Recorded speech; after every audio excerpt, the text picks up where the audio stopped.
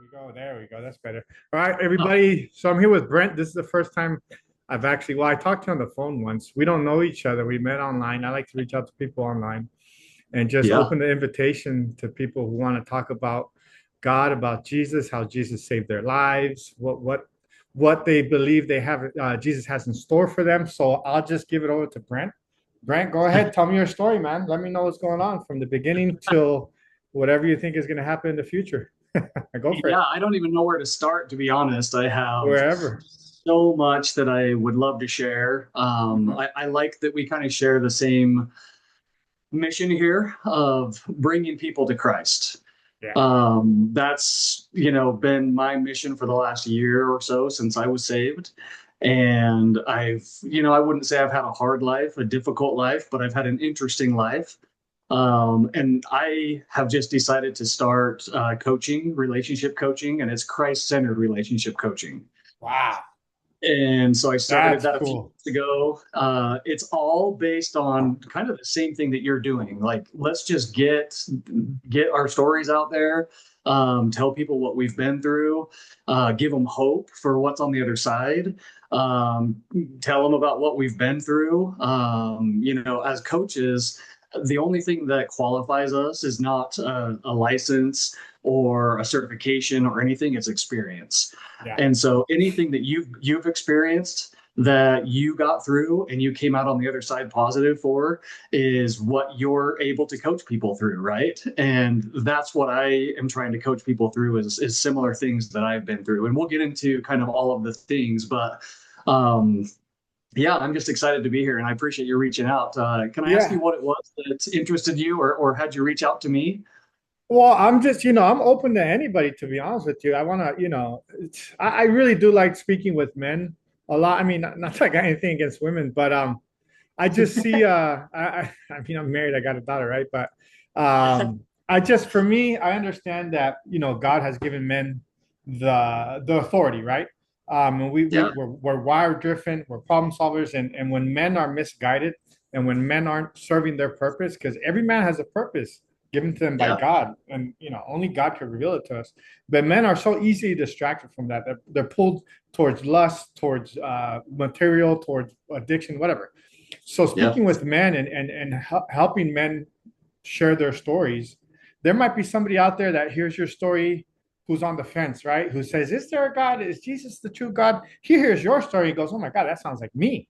And that yeah, that your story can push them towards the right direction. So, I mean, yeah. people's testimonies have helped me a lot. I grew up in the church, but I fell away. I left home when I was real young, like 15, 16. I left. So my journey has been crazy. Maybe someday I'll share it with people, but I always had that fear. I You always should, had you that should be fear of the God. first person to share, bro. Yeah, yeah, yeah. If somebody wants to, I'm open, man. But I'd rather hear other people's stories because I can talk a lot. But that's what it is, man. People's stories are powerful. I say I Yeah, want to give God the glory through your story, right? So that's yeah, that's where I'm coming from, and that's yeah, why I'm here. So go ahead, brother. Tell me. You said yeah, you're yeah. doing Very simple. relationship coaching, like marriage. Any type of relationship. So my Okay. whole program is, and it really has been inspired by God. So when I say my program, it's what He is using me to do, like what He's using you to do with your YouTube channel and getting people to share their testimonies and Hmm. their experiences. What He's telling me to do is share my experience and do a relationship coaching program, which everything is based on Him. If we don't know who we are and we don't know our identity in Christ, then we can't even be honest with ourselves. And if we can't be honest with ourselves, then how can we be honest with other people? Yeah. So relationships start from within and with your God and with who God believes you are, not who you believe you are. Anything that we believe about ourselves is from our environment, and that's what I want to get into today is I Yeah. grew up in Utah. I grew up LDS, Mormon, whatever you want to call it, which is a completely different lifestyle and culture and environment than probably anywhere in the world, Yeah. being right here in Utah with the Mormons. And so my entire life has been built around that environment. And when I was able to finally step out of that a few years ago, I'm seeing something totally different, something Mm. new. The most unique experience and feelings that I've ever had that I couldn't even dream of in my entire life. Wow. I couldn't even dream of how amazing God is and how he works and in him inside me and how coupling that understanding of who he believes I am with things like emotional intelligence and understanding what boundaries are and true respect and actually true love with a partner, Hmm. coupling all those things together is the equation that I'm trying to teach people, that there's something so great out there that you can't even dream how beautiful it is Okay. until you experience it. So the thing I'm struggling with right now in my coaching is, how do you get people to understand that concept? And these are the only things that I can think of are, do you know what did you know what it was like to be a parent before you were a parent? Not really. I mean, I had a little sister that I really took care of, but I was 10 when she was born. Yeah. I've always had Yeah. that 10-year gap over her, and then when she was old enough to do her own thing, then I became a parent. So I love kids, man. I love kids. I'm a natural dad. So I think Yeah. for me, especially, I mean, I see a lot of dads and I mean, men are good providers overall, but I just think a lot Mhm. of men are missing that. Like, this is the way I see fatherhood. For me, I have 4 kids. Each one of them is very different from the next, and I had to learn how to be what they needed from me. Right? I couldn't just Yeah. be Edgar, y'all. This is who I am, and you got to learn to deal with me. No, I had to change who I was to accommodate them. One learns this way. The other one, I had one daughter. I Yeah. had to learn the most for her because girls are very sensitive, right? No roughneck. So I definitely there was a lot to learn, and the job's never done. But uh, Right. I became a dad because I was ready to be a dad. I was born to be a dad. So I think I'm a little different. I don't know. But my point is, and I'm glad you said this, I don't think you could have ever imagined what it was like to be a dad until Never. you have kids. And then you Yeah. have a kid and you're like, I love this child more than Yeah. anything that I've ever loved in my entire life. I can Yeah. never love anything more. And then you have another kid, Yeah. and it doesn't take anything away from the first kid. And you actually have more capacity for your second kid to love Yeah. them just as much. And then the third, and then the fourth. And you never know what that's actually like Yeah. until you experience it. Yeah. That's true. And to know our Father in heaven loves us even more than that, Yeah. that's crazy. That's crazy. And Yeah. this is how I grew up. I grew up in a very transactional religion. Okay. And do you know much about the Mormon religion? Just from what I've heard along the way, nothing. I've never Yeah. actually sat and had a real conversation with a Mormon. Okay, well, I'm going to educate you a little bit Educate on me, what man. Mormons Educate me. believe and what it's like growing up as a Mormon, because it's Okay. very, very different. And I'm sure there's other religions out there that are similar, has some aspects. Hmm. Obviously, I feel like my experience is unique for me growing up here in Utah. It's a very transactional based. It's very like you'll hear things like it's a cult and they brainwash. And when I was in it, I didn't believe or understand any of those. Um, even the fact that non-Mormons don't believe that Mormons are Christians, that threw me off. That kind of triggered me, because I'm like, what do you mean we don't believe in Yeah. Christ? Yeah. Yeah. What do you mean we're not Christians? Okay, and we'll get into how I shifted that here a little Yeah. bit too. But my point is, there's so much out there and things that I've experienced that I couldn't even dream of experiencing. Hmm. And some of them are spiritual, some of them are physical, some of them are emotional.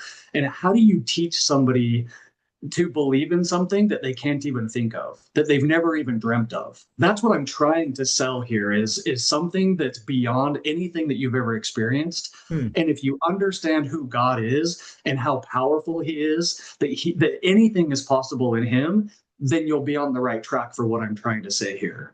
Okay. And this is my personal experience. Grew up in Utah, born into the Mormon culture. All of my family, all of my grandparents, my uncles and aunts, every single one of my friends, all of my teachers in school, my scoutmasters, my everybody around me in my entire environment was Mormon.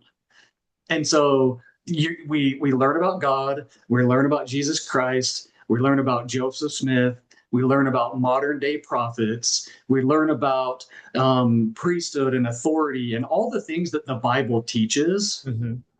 and there's a spin on it. And the spin, I'm going to try to keep this short. The spin is that it's almost like fool's gold. It looks shiny, it is the color of gold. It's heavy in weight. and it's rare. You don't see it very often. And you're like, that's gold for sure. And you go get it tested, and it's like, oh, everything matches up except the fact that it's not gold. And that's how I felt after leaving the LDS church, is that everything looks like God. It looks like Jesus Christ. It looks like his gospel. It looks like this. It feels like it sometimes. It's heavy like gold, Uh-huh. but it's not what I believe God intended for us. And the one thing that brought me from that understanding to what I grew up in to where I am now is that if you have to go through anybody or anything to get to Jesus, that's not him. Yeah, true. Yes, I Yeah. believe that also And you completely. can't be a member of the church unless you believe the Church of Jesus Christ or the LDS Church, unless you believe in Joseph Smith. Oh yeah, You, yeah. you can't go to the temple unless you pay your tithing. You can't and going to the temple is like the mecca, the all encompassing experience, the covenants and the marriage and all that stuff that happens in the LDS temples Hmm. is like the ultimate goal. And that's how you reach the highest heavens with Jesus and God, is through the temple. Wow. But if you drink coffee, if you drink alcohol, if you do anything, premarital sex or sex outside of your marriage, like all the things, if you do any of those things, you're cut off from God. Wow. And that just doesn't feel right, So because that's it's a very man. control, very controlling and barriers of entry and all that stuff, huh? It really is. Yeah, it's very performance based. If you Wow. you have to do this in order to get your blessings, and then it's also fear based. If you don't do these other things, then you're not going to receive blessings, and you're not going to go to heaven, and you're not going to live with God, and you're going to be separated from your family, and all of these things. It's performance based and fear based, all wrapped into one.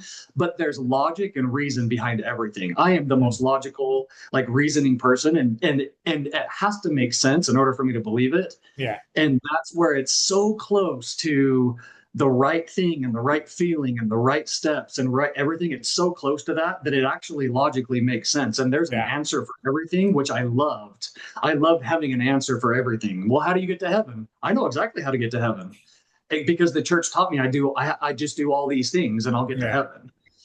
And so I've had to unpack a whole bunch of religious trauma. Wow. That must have, And oof, if you were born with that, that must have been a lot of work, my man.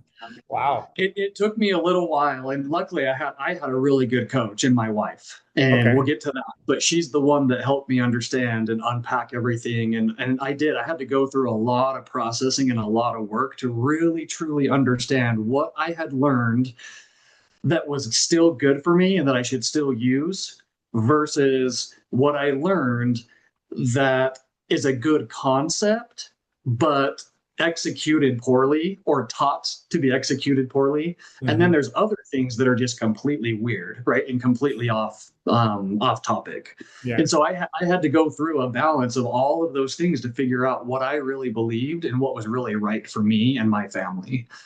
I served a mission. I went to Mexico City and lived there for 2 years, and I taught the gospel and baptized people and Oh, taught, wow. this Mormon way. Wow. Yeah. Home, got married in the temple, right off my mission. That first marriage didn't last very long. Was single for 4 years, and then met another girl that was also Mormon. We got married in the temple. So I've been married in the temple according to the LDS church twice, Mm. which is, again, like what I was taught, what I was raised to believe, all the things. So what I'm trying to tell you is I lived what I was taught the best I could. Obviously, I Yeah. wasn't perfect, but I lived the best I could for 40 years. Wow. And Yeah, after that's, I 40, didn't know. See, we've never talked. You're like blowing my mind with all this. This is the best way to do it. I love hearing this for the first time. This is cool. Wow. it, That's it was amazing. pretty intense. And I Yeah. didn't live it because I had to. I lived it because I believed it, Yeah. which is almost one of the hardest things to get through, is knowing you were right about something, knowing, and then being wrong. I can't think of a time. Well, maybe, yeah, but nothing that deep. I mean, this is from childhood that you experienced this. Yeah, Wow. yeah, yeah. Childhood, and just everything around me, right? My entire environment, my entire culture. And even when I left Utah, when I was an adult and I lived in Mhm. Mexico for 2 years, I was so surrounded by my beliefs and so sure in them that I didn't let anybody else, even I didn't even give them an ear to even try to understand what they were living, because what the LDS church teaches is that they're the only true church. It's the only way that you can get to God. It's the only true church. Wow. And so when you believe that you're the only church, literally nothing else is out there that is better than what you already are in, why would you ever even listen to anything else? And Yeah. that's kind of what they teach you to keep you in, right? Yeah. Don't even listen to those things. Don't even doubt anything that we've taught you. Just pray harder, just live it more, and it'll work itself out, is kind of what they teach, right? So I had to do a lot of unpacking around that, because Mm. I told myself, and I'm a pretty strong-willed person. When I My word is everything to me. When I promise you something, I'm going to follow through with that. Yeah. When I promise myself something, I'm going to follow through with that. When I tell myself something, I'm going to live that. And that's why I lived it, because I knew it. And I told myself I knew it. I told myself I would never deny or think otherwise of how I grew up. Yeah. So I turned 40. My second marriage wasn't great. It wasn't horrible, but it wasn't great either. The grew apart thing, we focused on the kids. I actually did have an addiction to pornography, which played a huge part into it. She knew about it early on in our relationship, because I felt bad. I felt shame. I confessed Hmm. to her. I tried to work through with her. I don't think either one of us grew up learning how to have hard conversations, and this is the emotional intelligence piece, right? So Yeah. spirituality and religion, set all of that aside. Bless my parents. They're great people. I knew they loved me, but they didn't teach me anything useful as far as emotional intelligence goes. Mm. There were no hard conversations. There were no, let's just be direct here. Let's just talk about the elephant in the room. Let's be uncomfortable. It's okay to be wrong and uncomfortable and feel shame. Let's talk through it. I never even had the talk about sex with my parents. My mom gave me a Mm. book and said, read this, like a little pamphlet, and let me know if you have any questions. But we didn't have a strong enough relationship of trust for me to even go to her for Yeah. questions. And my dad never said anything. My dad was super shy. Like, he Can was a I provider. ask you something? Yeah, of Was course. that culture in your family, was that something that came from the LDS church, or is that something kind of unique in your home? I've, I've, I've a little bit of both. Obviously, the LDS religion is very reserved. It's very Hmm. reverent. Mm. You go to church and you sit there quiet. There's no, hallelujahs and praise Jesus, and there's no, like, dancing in the aisles and praising and lifting your Yeah. hands, and there's none of that. It's very reverent and conservative, for sure. Okay. Um, Couple that with, this is probably, tell me if this is true in the region that you live in. The baby boomer generation, I think they were just trying to survive. They all had so many kids that they were just trying to get through life, and they weren't necessarily teaching their kids all of these skills and having these and I'm saying in general, right? Yeah. That's Yeah. how I I feel. agree. That's how I feel. It I was more agree. just survival. And then the next generation just kind of picked up on that Yeah. and had more kids and just survived, and they weren't taught how Yeah. to have hard conversations. They weren't taught Yeah. what boundaries really were. And also, like, they didn't have the internet like we do. Everything is so readily available to us. We can hear from a Yeah. million different people in the same day if we really wanted to doom scroll for that long, right? Yeah. Yeah. But it's a good thing, because we're learning from each other. You and I never would have crossed paths. Yeah.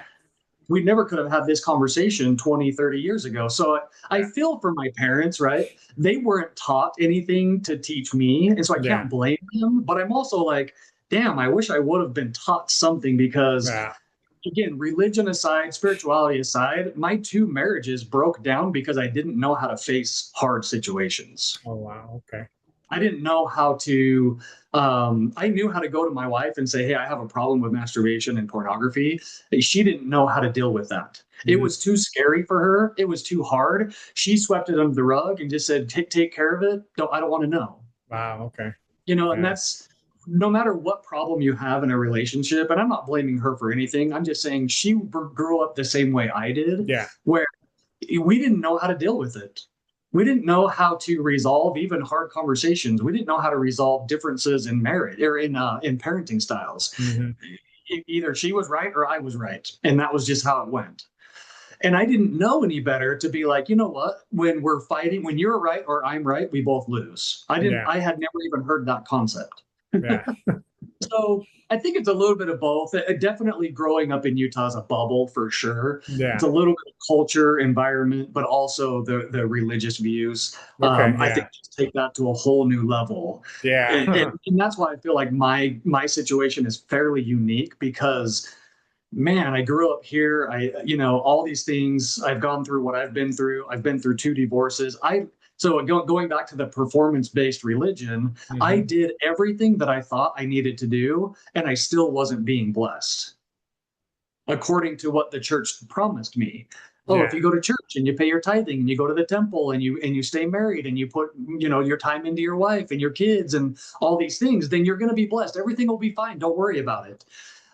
But those things don't teach you how to resolve conflict. So I mean, when you realize you're doing everything right and the results weren't coming, do you have like a church father that you would go to speak to this about, or how'd that work?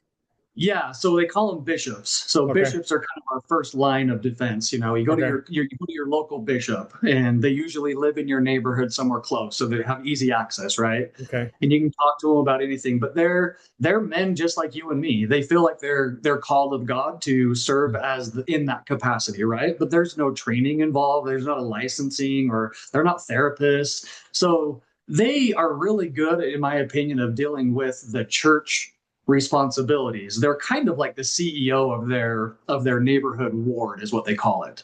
So Okay. they can decide who to call to what and who to help, or who to call to help, who should do this task, who should do that, who should teach classes, who should lead the music. Like they're good at all of that stuff. But when it comes to marital problems, they have no background or experience or therapy or licensing or anything that really gives them the authority to give Yeah. somebody advice. And so that's where we were at, right? It's like, how do we get advice? You go pay for a therapist. How many times have you been to therapy? And does it ever seem to work? Yeah.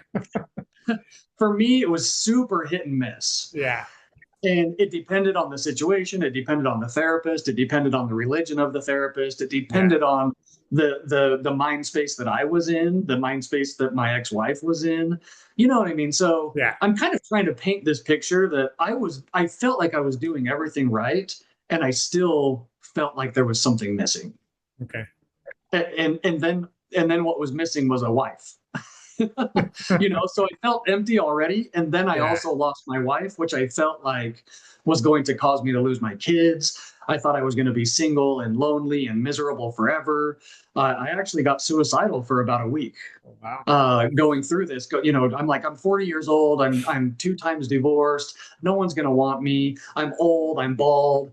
I'm what's going to happen out there? Is life really worth living? And the only thing that kept me going was my kids, my two Yeah. boys. Yeah. They were 6 and 9 at the time. Oh, They've yeah. been great kids. They got through it with us. We got divorced in January of 2020, Hmm. right before COVID hit, Yeah. right before the kids were home for school for 6 months or however long that was, Oh, right wow. before everything, like the world shut down. So I feel bad for my kids because we tore their world apart, and then the Yeah. world actually fell apart. Yeah. What a time. They're They gonna be were tough going boys, through man. They're gonna be tough boys when they're older. They are going to be tough. They are going to be Yeah. tough. They already are. So they're Yeah. 16 and 13 now.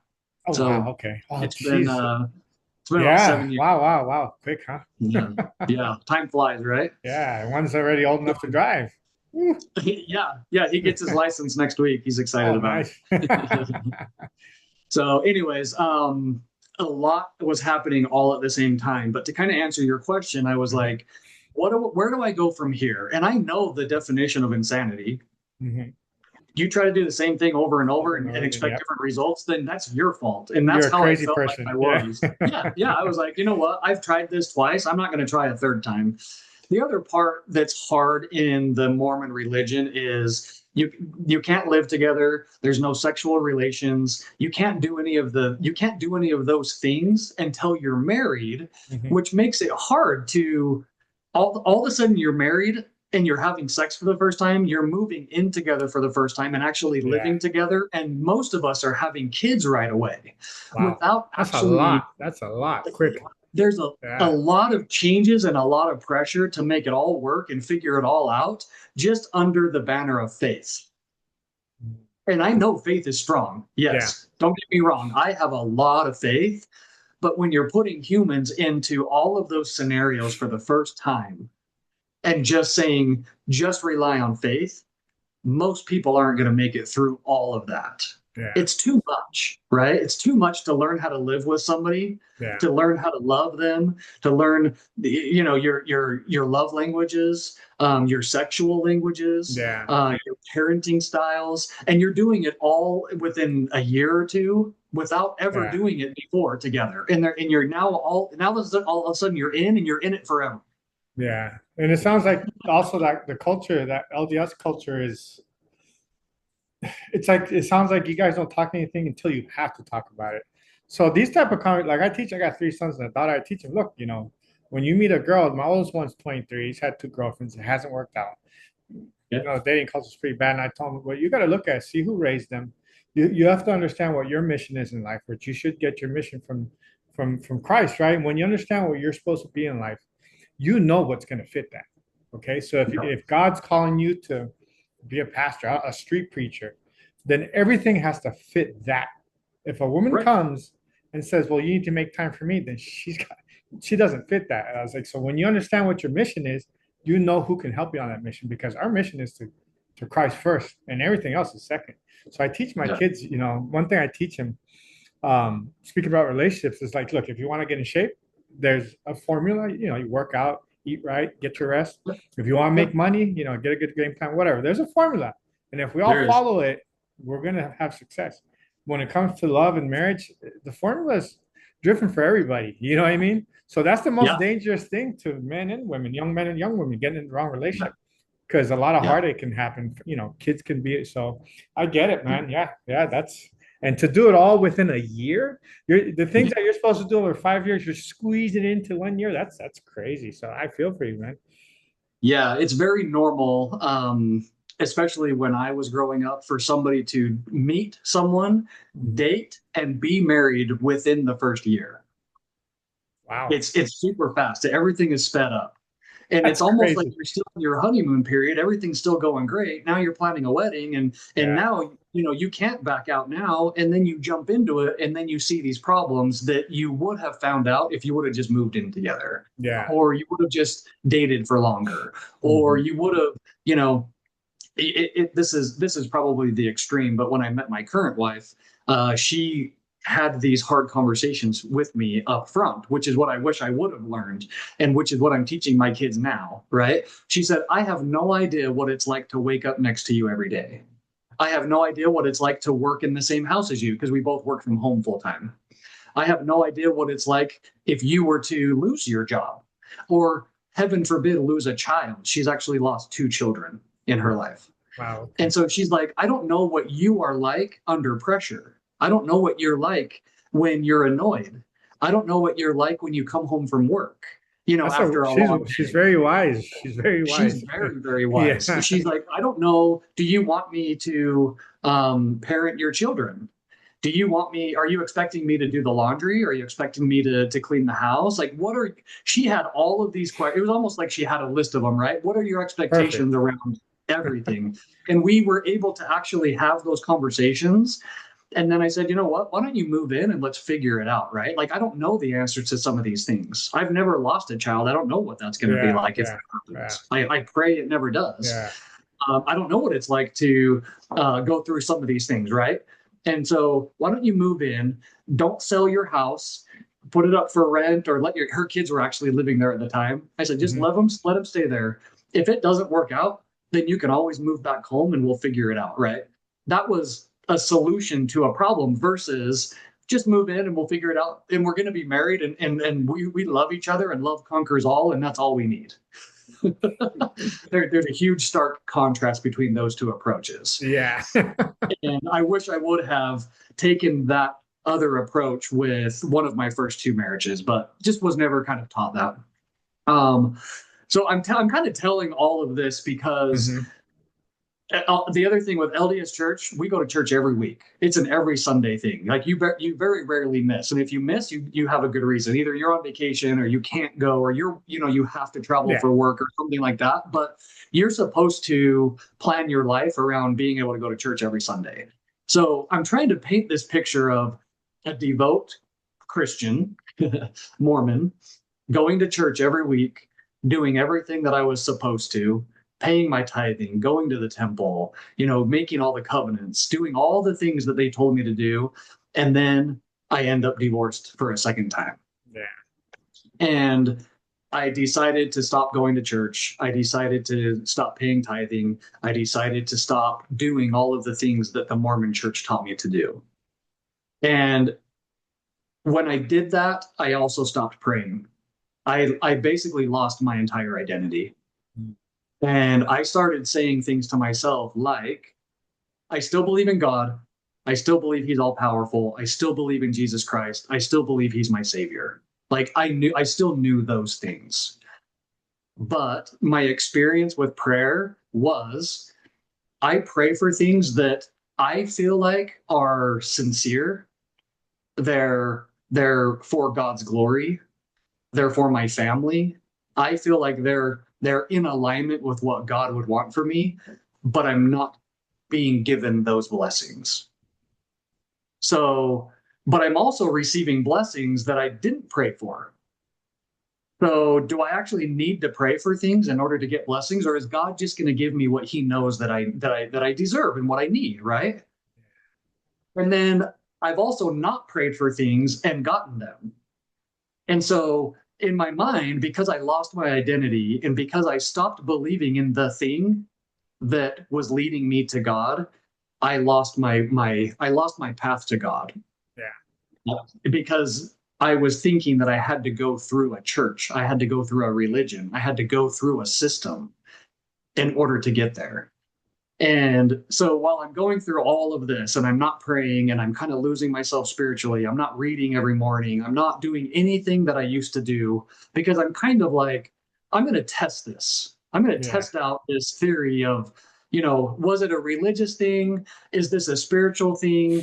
Does God really need me to pray? Like he knows my thoughts. Why does he need me to pray? I'm kind of going through this almost identity crisis, this spirituality crisis, without even really knowing it. And I'm single, and I'm not having any problem finding dates, and I'm just blowing through women, just having the time of my life. Here's the other thing with Mormonism: no drinking, no drugs, no alcohol, no coffee, no nothing, right? And now that I'm not doing that, I'm like, well, let's have some fun. Have I some start coffee. drinking. Yeah. I start drinking alcohol. Yeah. I start experimenting with weed, just different things. And I'm just out having a good time. I'm, Yeah. I'm eating and drinking and living my life merry, Yeah. Yeah. and obviously empty, but I'm having a good time. Yeah. And I meet my wife, my current wife. Hmm. This was about 3.5 years ago, Okay. and we meet through a mutual friend, and she was there with another girl, and I was there with another guy. And we talked for like an hour, just like kind of the group of us, whatever.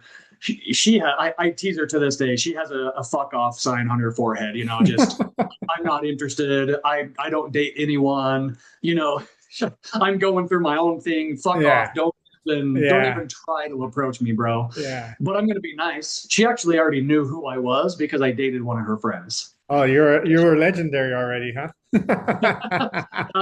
I would say infamous at that Yeah. point because what she had heard from me were not good things. Oh, And when we got done, I stood up from the table and I walked away with my buddy, and I kind of gestured to the other girl and I said, "That's the girl you have fun with, but that's the girl you marry."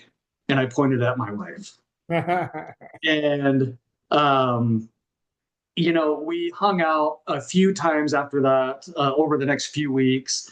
I was kind of dropping hints, as to, if she'd date me or whatever. And she just had this fuck off sign, like, there's no way, dude, you don't have a chance in the world, not only because of what I've heard about you, Yeah. but because of how I can see you're living your life. And Mm, none of it lines up with what I deserve. yeah. It was her attitude. And now I understand why, because that's just who she is. Yeah. And there's one specific time, this was probably the third or fourth time we hung out, because we'd always go to Taco Tuesday in like a kind of a small friend group. And so Mm, we kind of formed that friend group when we met, through the mutual friend that introduced us, and then a couple of other guys. So we had a kind of a small group, and we'd go hang out. And I'd drop hints and be like, why would you ever go on a date with me? Would you ever do this? And she literally stood up and she said, "You could never pull a girl like me." And she mm. walked away. That's a challenge. That's exactly what I thought. You know what? I remember thinking to myself, you don't know me. Yeah. And for good reason, because I'm not acting like who I am. Yeah. I'm out having fun. I'm having a good time. This isn't really who I am, but this is who I'm being, and this is Yeah. who you see. And so I don't blame you for saying that, but I'm going to take this opportunity to really show you who I am. So that was, we actually met on September 11th of Mhm. 2022. So we hung out a few more times, just in our groups and stuff like that. Her dog ended up being hospitalized. He was in the vet's office over Thanksgiving weekend, and she was all by herself, and I was over hanging out with some friends. And she called our friend and said, "Yeah, my dog's sick. I'm in the vet. I'm going to be here a few hours. He might need surgery, all this stuff." And we're Mhm. like, "Well, who are you with?" And she's like, "No, and I'm by myself." And I said, "You know what, it's Thanksgiving weekend, I'm going to go." And it was already like 10 o'clock at night, and I was like, "I'm going to go hang out with her, just as a friend, you know." And when I showed up for her, that meant the world. And that showed her who I really was. Because I could have stayed out partying with the guys. Yeah. I could have stayed comfortable. I could have gone to bed for all that matters, right? Yeah. But instead, almost at midnight, I went and joined her in the vet's office and stayed with her till 2, 3 in the morning, when we ended up going home. Yeah. And during those 2 or 3 hours, we just talked and we chatted and we caught up. And, I gave her a chance to really see me and who I am. And I told her, all the fun stuff I do. And one of the things that I told her is like, well, when I go on dates, I like to have fun and I like to play games. I like to, goof off and smash pies in each other's faces and, just stupid stuff like Yeah. that. And, she didn't say much that night, but later on, she's like, "That really meant a lot to me that you came and sat with me. That was a good friend move on your part." And I Yeah. was like, "That's who I am. I really meant it."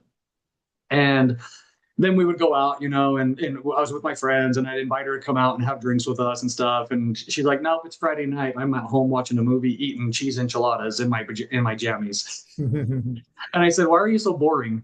I called her I called her boring, and she's like, "I'm not boring. I just don't like to go out and do that stuff." Yeah. As a matter of fact, remember the games that you were telling me about, that you like to just goof off and laugh and have fun? She's like, "That's the type of stuff I like to do. So if you want to do something like that, let's do it." Yeah. So I planned a night, and we did that, and we laughed our asses off. And we ended up kissing for the first time. Nice. And she said, "Have you ever kissed someone and thought you could kiss this person for the rest of your life?" And I said, "Yeah, just once." And I was referring to her, and she was referring to me. Yeah. And then, so she has a very strict rule to she's not going to fuck any of her friends. Yeah. We can't be So friends she- anymore. we can't be. So I was like, "Well, I won't be friends with you if that's what's holding you back." And she said, "You know what? It's too late. You were already friends. Like, this is never going to Oh, go anywhere. wow. This is She never just going to keeps go anywhere." she keeps giving you obstacles and roadblocks. Yeah, I was Wow. like, wow, that was a shot. But anyways, I'm telling you all this because Yeah. a lot of the things that I'm going to get into with you that end up being spiritual blessings are through our relationship and what Hmm. we've done together. And it all started with a friendship. And it started with a girl that knew what she deserved and knew how to hold to her own boundaries and knew how to respect herself, which is why she said, I have a rule. I don't date my friends. This is completely off the table. Yeah. And so we were friends for a full 7 months. And we hung out in groups, and I didn't make passes at her. We would kind of mention things every once in a while, and then it got to a point where she's like, you know what, I think there could be something here. Now I Hmm. see something in you that I didn't see 7 months ago, and I think it might be worth a try. And we actually gave it a try under the table. We didn't tell anybody for about a month because we were like, if this goes south, nobody gets to know about Yeah, this, yeah, because she broke her rule. She yeah. broke her rule that she had never broken. And obviously it went well, right? And so we talked to our friends, and we started dating, and she moved in like 2 months later. Wow. And we got along fabulously, all the things. In every category, we were clicking on all cylinders except spiritually. Mm, And it was because she's a born again Christian and okay. I'm Mormon and Yeah. I'm ex-Mormon. And all of my beliefs are performance based and fear based and logic based.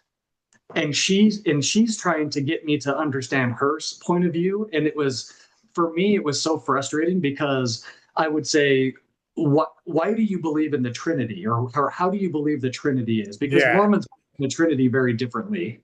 So I'll just give you a little background. Mormons believe that God is his own soul entity Hmm. with a body, Jesus Christ, another of his own soul entity as the Son with his own Hmm. body, Hmm. and then the Holy Ghost as a completely separate entity, no body, just spirit. Mm. So where the Trinity is three in one, Yeah, yeah. three people, one purpose, all Three that stuff, right? essences in one. Yeah, yeah. It's hard to explain, but you Yeah. understand the I concept. understand it. I can, yeah, I can definitely debate it. I But I yeah. didn't understand it. So Yeah. you know what I mean? I'm trying to explain it to her the way I understood it. She's trying to Yeah. explain it to me the way she understood it, and we just couldn't get on the same page. Yeah. And where so we dated a year, and everything's clicking on all cylinders. But every time we talk spiritually, we hit a roadblock, and Mm. it's frustrating, Yeah. and it's disconnecting. And so we actually agreed, you know what? Anything's on the table. We can talk about anything, but let's not talk about spiritual Ooh, but stuff because we that's just the most important cannot. one. That's the most important one. It is the most important Yeah. one, but remember my background where I came from, Yeah. it actually was ruining my marriages, I believe, Yeah. because it was forcing me to do things that I really didn't need to do. It was forcing me to have beliefs and performance-based beliefs and fear-based beliefs, and it was controlling me. And so that was still controlling me, Hmm. that I had to believe a certain way and that we had to believe the same things. And if we don't believe the same things, then we're not on the same path and we're never Yeah. going to end up together. And you know what I mean? Like, I still Yeah, have I get all it. these I get triggers it. and traumas that I was trying to fit into a new box, and it just wasn't working.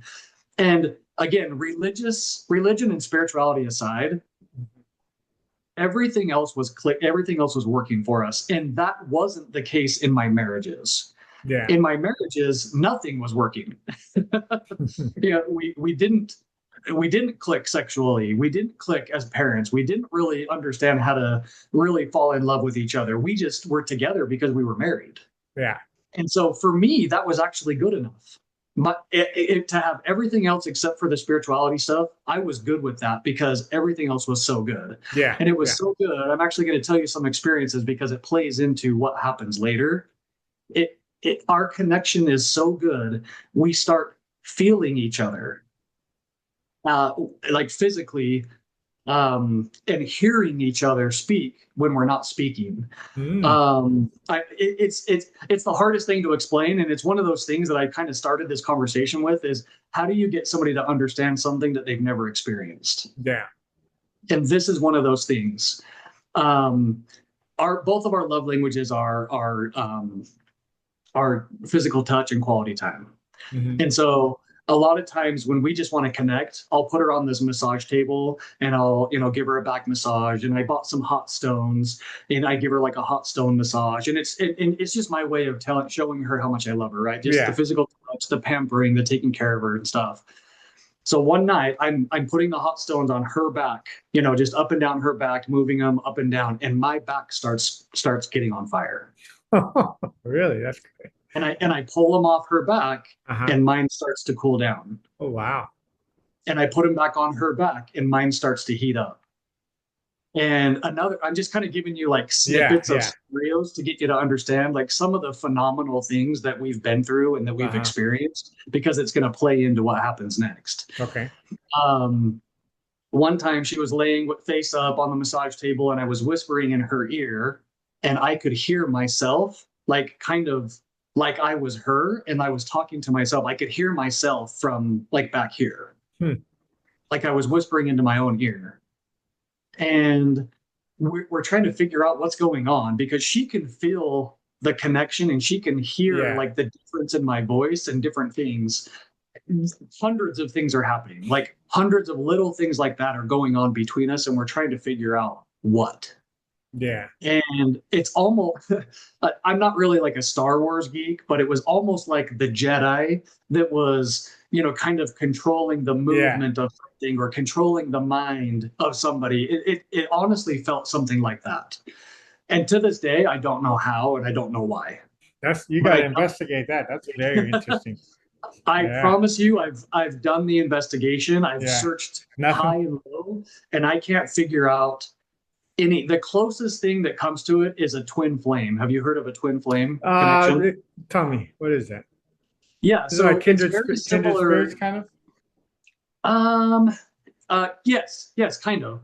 The closest thing that I've been able to understand is there's soulmates Hmm. and there's twin flames. They're similar but different. Soulmates are two different souls that are in two different bodies that come here to meet for a purpose. Yeah. And that could be to have kids, it could be to be married, it could be to fall in love, it could be to teach each other something, it could Uh-huh. be for a million reasons, right? But it's two people, two souls coming together to fulfill that contract. They're soulmates for a reason.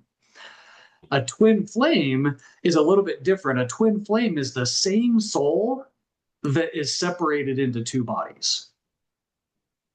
And so when I'm touching her and I can feel it, that to me tells me that we're connected more than just two separate beings. We're connected more than just soulmates that can feel each other. And so I actually got this tattoo right here. You can kind of see it. Oh, It's wow, a that is cool. so this is her Oh, and I this see is it. I me. see it. And this is it. Yeah, it's kind of it's on the weird side of Oh, my arm, that is cool. No, I can see it. I can make it out. I see it. but that is how The we male one is feel. on above and the Yeah. female's on the bottom, right? Yeah. Yep. And then Wow. this is how we feel when we're together.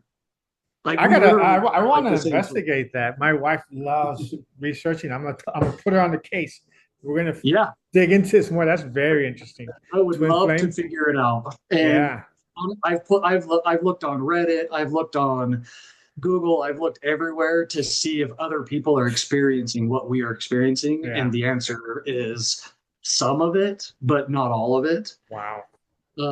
Very early on in our relationship, we had an experience where we're laying up on the bed, and it's late at night, and we're both kind of in and out of sleep. You know how you're just like Yeah. you're kind of asleep but you're awake, and then you kind of nod off but you know you're still there. Hmm. And we were both kind of asleep but awake, and then we both like woke up fully and looked at each other, and we both knew that we were already having a conversation together while we were asleep.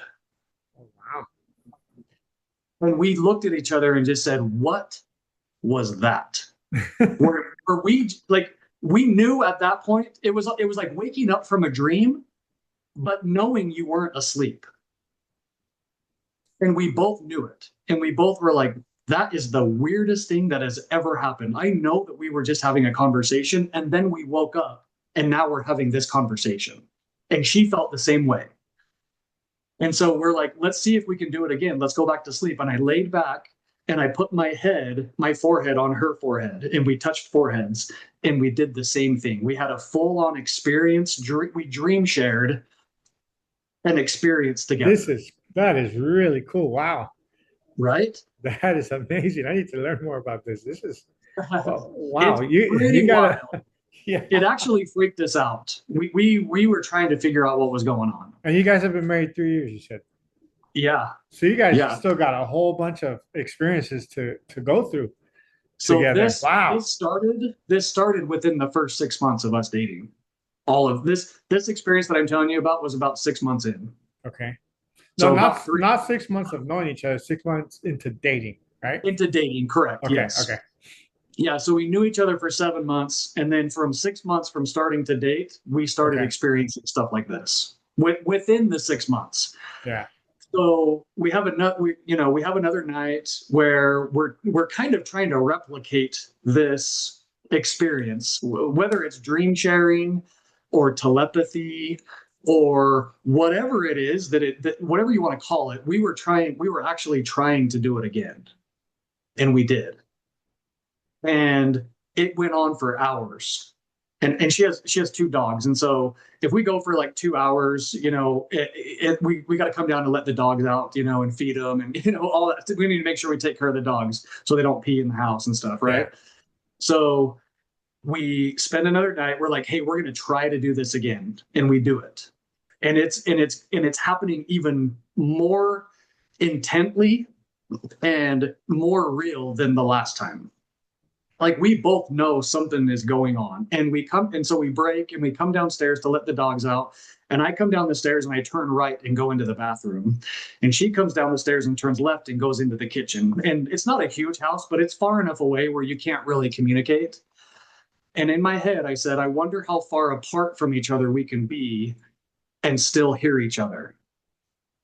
And I thought that while I was actually peeing in the bathroom, and I was thinking that. And I know she can't hear me. I know I'm not speaking out loud. And she yells from the other end of the house, I guess that's your answer.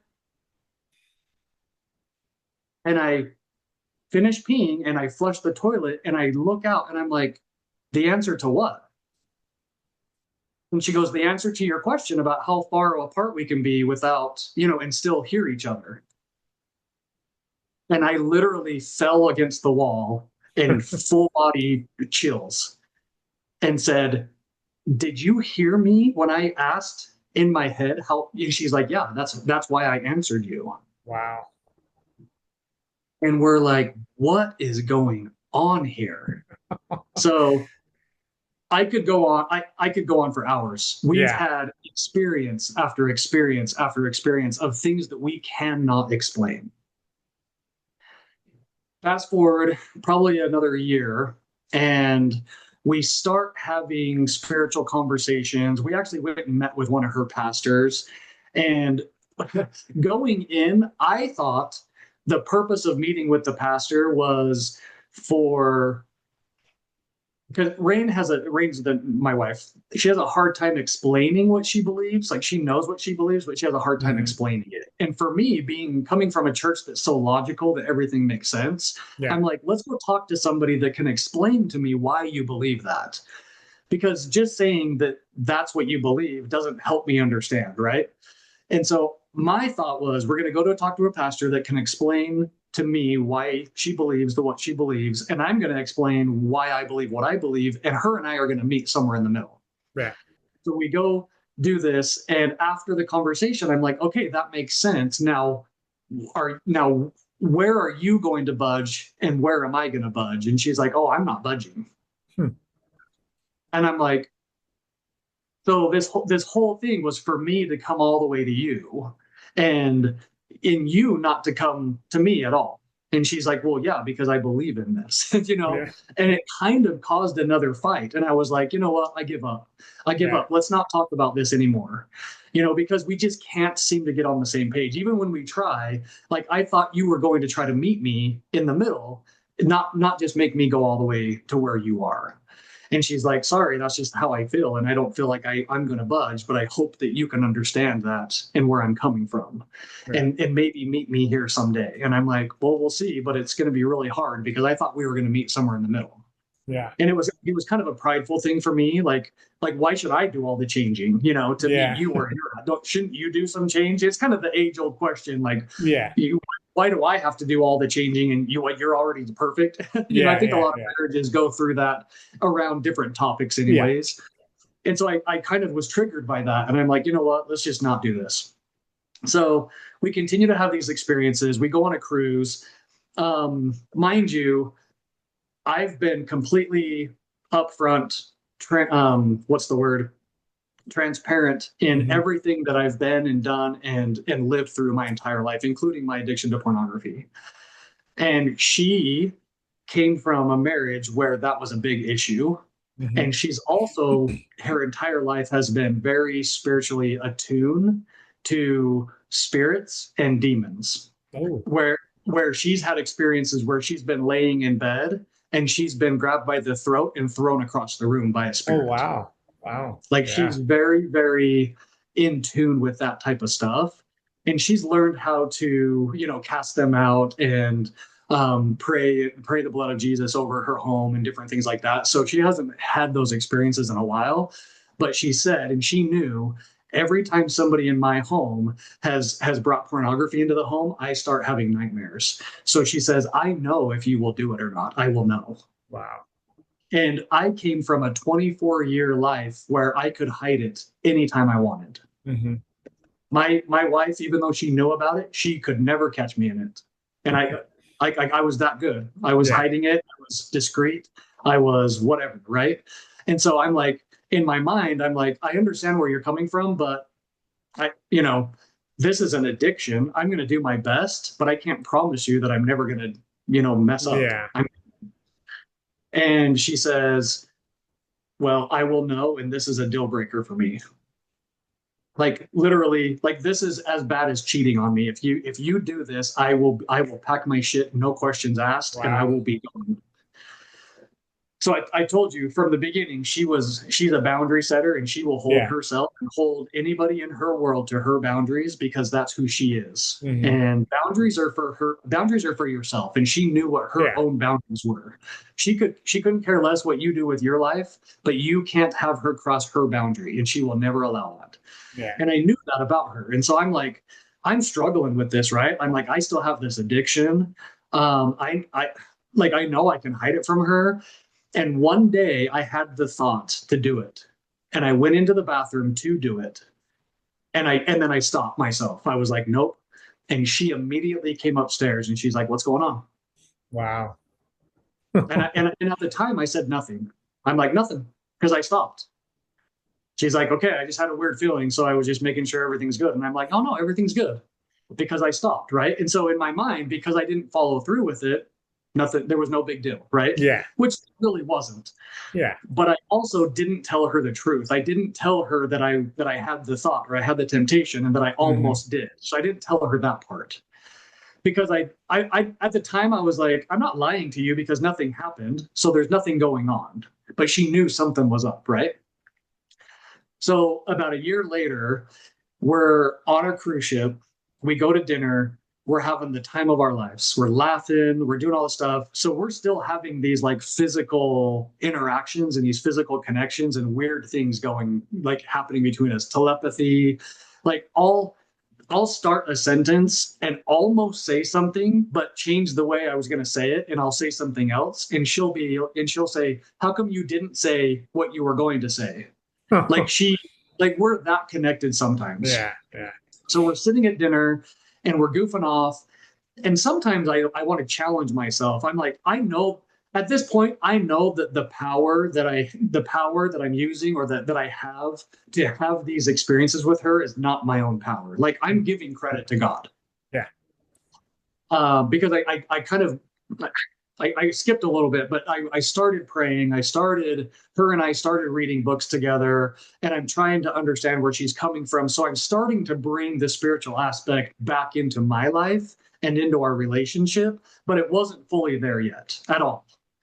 but it started. And so I'm like, I know that these are not my own powers. These have to be spiritual, God Yeah. meant powers, if whatever you want to call them, right? Like abilities or blessings or whatever. So I'm giving him full credit, but I'm also testing myself to see what else I can do with it, right? Because I'm like, this is so cool. Like, what else could I do? So we're sitting there at dinner, and in my mind, I'm like, I'm going to hold her legs still so that she can't move, just to see if I can do it. Again, kind of a Jedi mind thing, right? Yeah. Yeah. And I don't say anything, and I just stare at her, and she goes, "What are you doing?" And I just like, "Nothing." And she goes, "Why can't I move my legs?" Wow. And I said, "Because I'm holding them still, because I wanted to see if I could." And she's like, "Well, stop it." Wow. Kind of like annoyed, like she knows what's going Yeah. on, a Yeah. little bit annoyed, but also like she's like, "Why?" And I was like, I just wanted to see if I could do it. So we finish dinner, we go up to the hot tub, we're overlook. Have you ever been on a cruise? Yeah. Like the ships are huge, and we're in one of the Yeah. hot tubs up top, and you overlook the pool and the deck area, and they're having a party out there. There's people dancing. It's like 11 o'clock at night. And again, we're so connected. We're having the great time. We're both looking out over like outside of the hot tub down over the edge. I don't Neither one of us even look at each other, and all of a sudden I just feel a shift in energy. And I look at her and I go, "What are you thinking?" And she says, "Why would you ask me that?" And I said, "Because I could feel a shift in energy. I literally could feel it." And she's like, "Well, I just had a thought come to mind, and it's unsettling." Hmm. And I said, "I know, I could tell, so let's talk about it."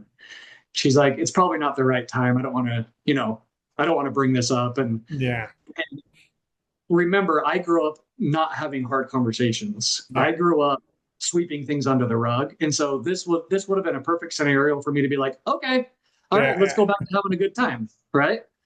But she taught me that that's not going to get anything to resolve. Yeah. That's not going to help anybody. That's not going to help us understand each other. That's not going to resolve this. We're still going to have this conversation. And one of our mottos is, if you choose not to feel it now, you're choosing to feel it stronger later, Yeah. just by deferring it, right? Because it's going to fester, it's going to Yeah. grow, it's going to build on something else, and if you don't take care of something, it's just going to grow and Yeah. get worse. So I'm now in that mindset, and I just look at her and I go, "Let's just talk about it.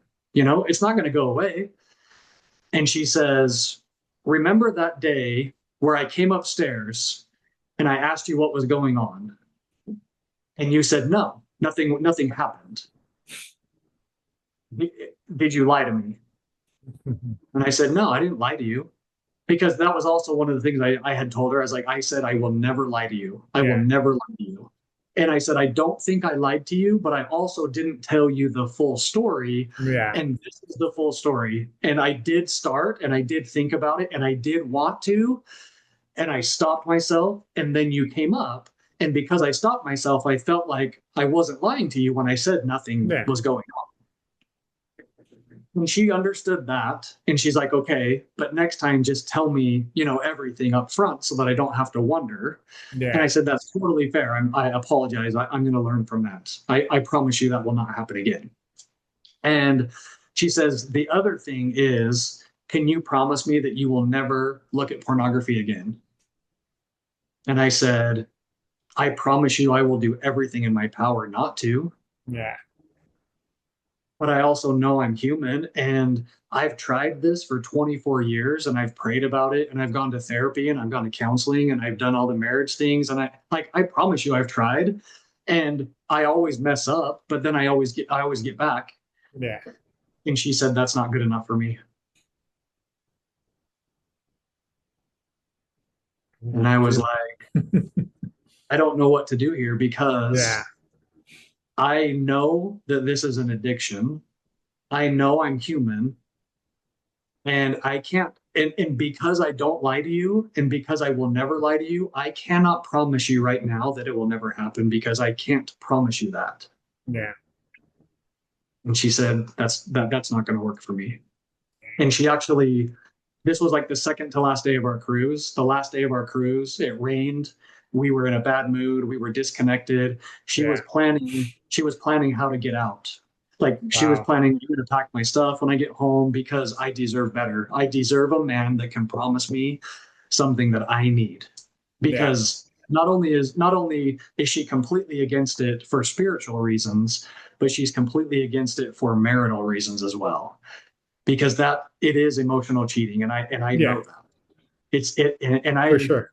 admitted that to her. I actually went back to my ex-wife after learning this, and I apologized to her, and I said, I never physically cheated on you, but I am admitting to you that I Yeah. emotionally cheated on you our entire 12-year marriage, and Yeah. I'm sorry. Yeah. That Like lusting is bad. Yeah. It's really bad. I yeah, and I said I realize that now, and I'm sorry, and I actually don't blame you for leaving me, and I'm proud of you that you did because you deserve better. Yeah. And I went to her parents, and I apologized to her parents too, because I realized how damaging it was. And Mm. I didn't know that at the time because I was in it, right? Yeah.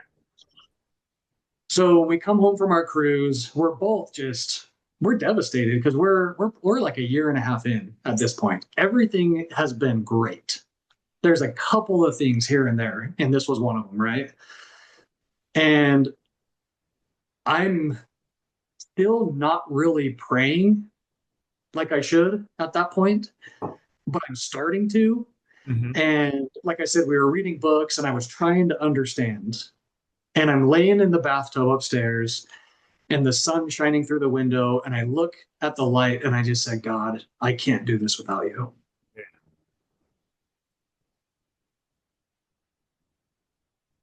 And he said, if you believe that I can give you the power to control her body and her legs, and you don't think I can give you the power to control your own body, you're mistaking. Amen, man. Wow. And that's all it took.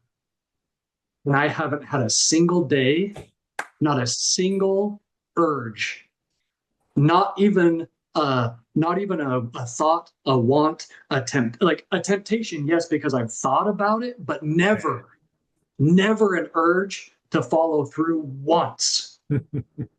And that was like 18 months ago. Praise Jesus, man. That's a ooh, that hit me right here. Oh, that got me. Oh, you can tell All that. it took. That's a good testimony, brother. Wow. And that's when I started praying. That's when I got I got dead serious with God. And I said, that's what I've been waiting for my whole life. And he said, me too. Hell yeah, man. Look at that. Praise Jesus, brother. Hey, you got me a little bit. I didn't expect that. It was Oh, so beautiful yeah. and so amazing. And guess what? Not once since have I been able to control her body or her legs. Not Mm. once.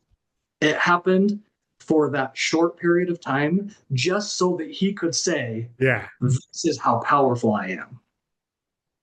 And anything is possible when you give it to me. Yeah. And it finally took me saying, God, I cannot do this without you, and being sincere about it. Because I had prayed about it before, but honestly, I Hmm. liked it. I didn't want to give it up. Yeah. I didn't think it was that damaging. I was in it, man. I was fooling myself.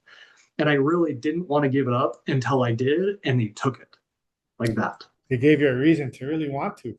Yeah, you needed the She, motivation, and he made her just for you, and you just for her, man. That's amazing.